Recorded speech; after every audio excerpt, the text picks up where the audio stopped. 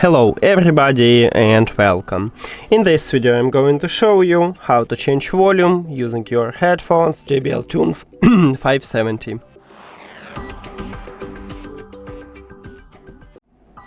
So firstly we need to locate a button to adjust the volume, and this button located at the right ear cup.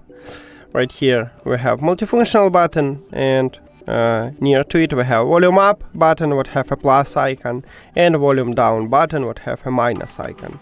Now let me play some song, and to increase the volume you need to press one time at the volume up button. So pressing it, and as you can see at this widget it worked.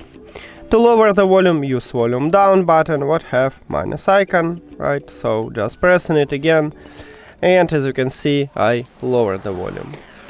And that's it. Thank you for watching this video. If you found it helpful, please consider subscribing to channel and leave the like on the video. See you later!